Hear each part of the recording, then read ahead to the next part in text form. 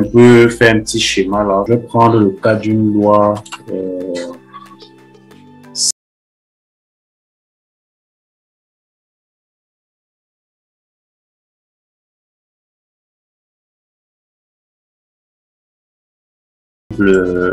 Un truc comme la loi normale.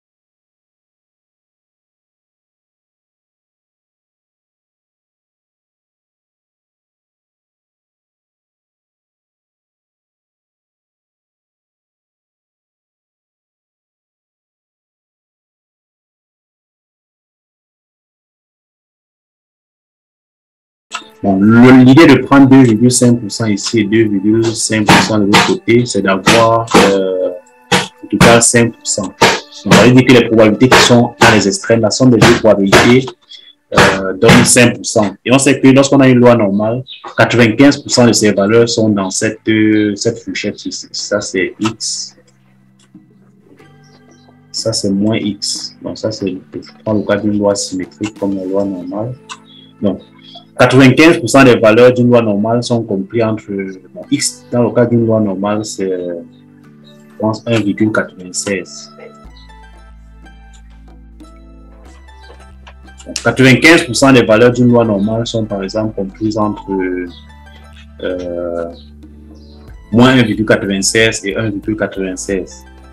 Donc, c'est la raison pour laquelle, lorsqu'on va faire le test d'hypothèse, on va dire que, en fait, on va rejeter l'hypothèse nulle dans le cas où on est dans on trouve une valeur qui est supérieure à 1,96 ou alors inférieure à 1,96. On va considérer qu'on est dans les cas extrêmes.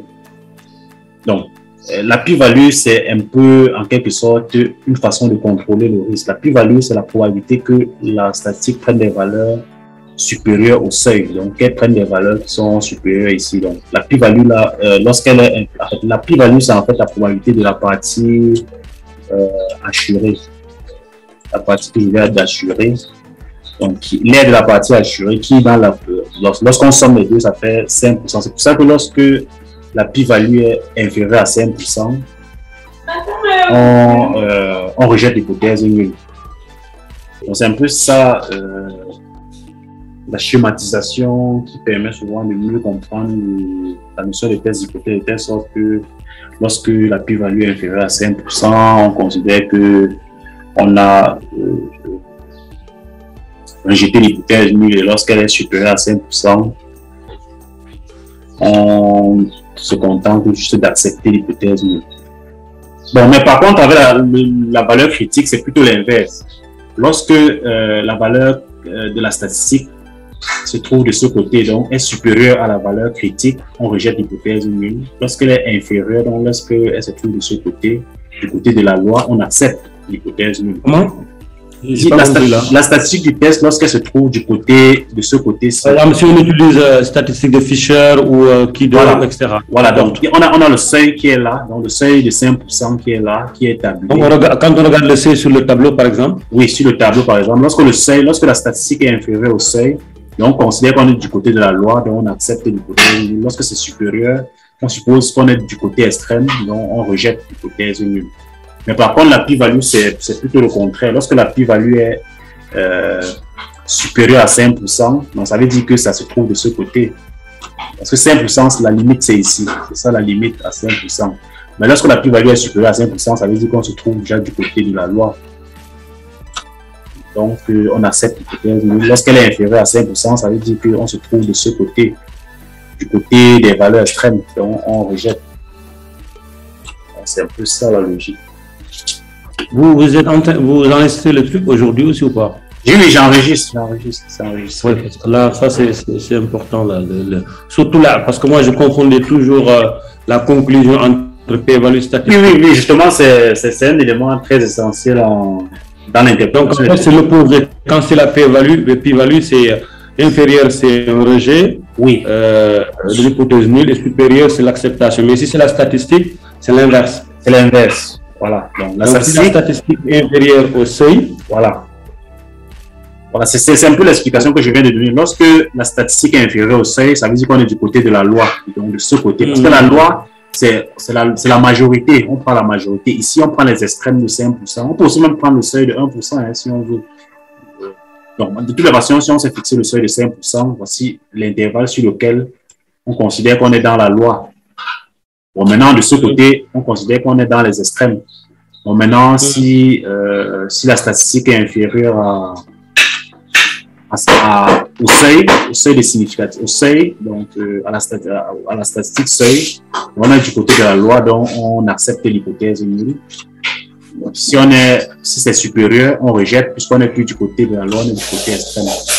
Par contre, la plus-value s'interprète différemment. Lorsque la plus-value est inférieure à 5%, ça veut dire que le seuil se trouve quelque part de ce côté. Non, de ce côté. Lorsque la plus-value est inférieure à 5%, ça veut dire que le seuil se trouve de ce côté. Parce que nous avons les 5% de la loi qui sont dans les extrémités. Oui, parce qu'on a les 5% de probabilités qui sont dans les extrémités. Donc, lorsque la plus-value est inférieure à 5%, ça veut dire que le seuil se trouve du côté des extrêmes. Puisque si on coupe à ce niveau-là, la somme des probabilités des extrêmes sera inférieure à 5%. Donc, on est du côté des extrêmes, donc on rejette l'hypothèse nulle. Lorsqu'on est supérieur à 5%, donc ça veut dire qu'on a traversé le seuil, donc on est entré dans la loi, effectivement. Donc, c'est la raison pour laquelle on accepte l'hypothèse lorsque la plus-value est supérieure au seuil de significativité. Donc, il faut bien faire la part des choses. Mais bon, les deux s'interprètent. Mais il y a également un autre cas, donc je vais essayer d'analyser ça. Il y a maintenant le cas des statistiques qui ne sont pas symétriques, qui sont par exemple définies sur le côté positif. Il faut ici peut-être expliquer. Donc, ça, c'est le cas d'une statistique à une seule queue. Une statistique à une queue. Donc, je vais prendre le cas en fait, les cas comme les cas de Fisher, Student, qui sont des lois positives. Donc, je vais prendre ça. Donc là, vous avez expliqué le cas de loi normale, c'est ça? Oui, j'ai expliqué le cas de loi normale et beaucoup d'autres lois symétriques comme la loi de Fisher, de Student et bien d'autres lois qui sont symétriques. La loi de Student est aussi symétrique. Donc, je vais maintenant prendre le cas d'une loi à une seule queue. Donc, la loi de Fisher, c'est une loi symétrique et Student aussi. Non, Fisher n'est pas symétrique. La loi normale est symétrique, la loi de Student également. Et qui deux? Donc, qui deux, ce n'est pas une loi symétrique. C'est une loi positive. Qui deux, bon, ça ne prend que des valeurs positives. Donc, c'est une loi comme ça. Donc, qui ne prend ses valeurs que sur la partie positive. Donc, c'est une loi qui se présente un peu comme ça. Voilà. Donc, il y a une que...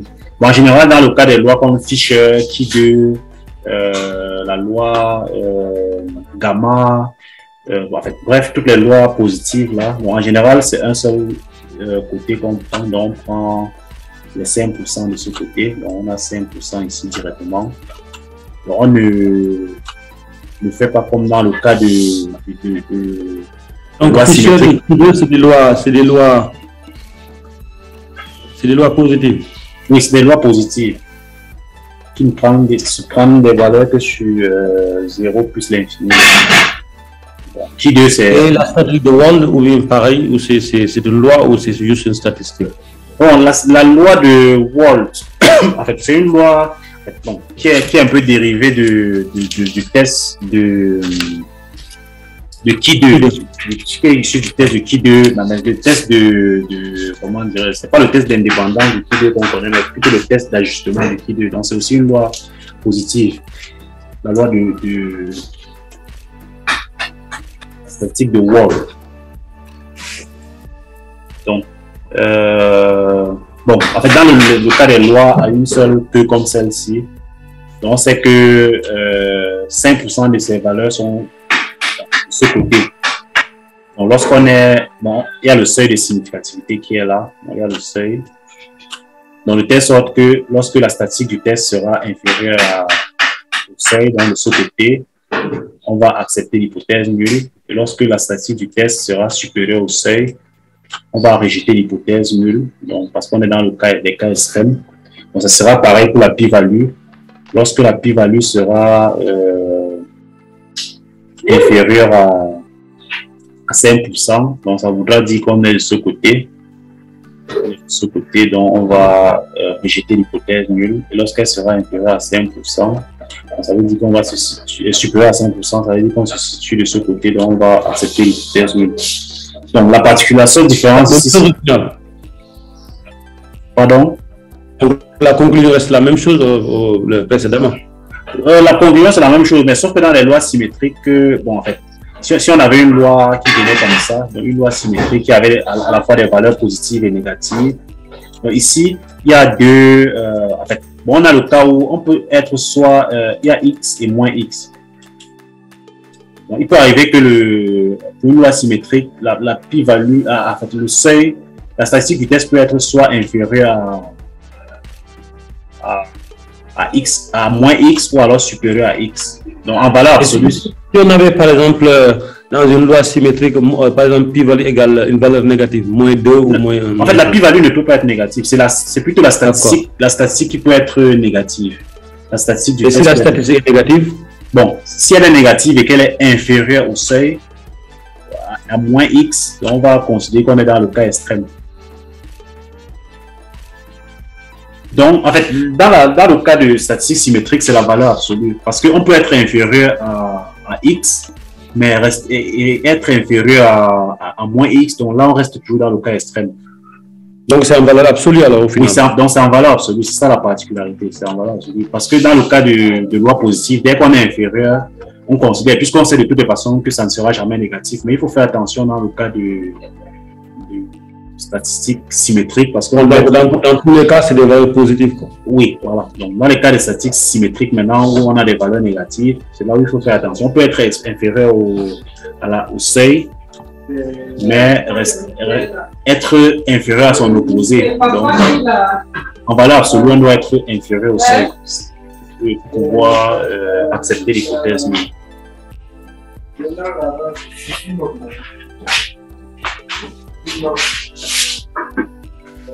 Donc, c'est ça.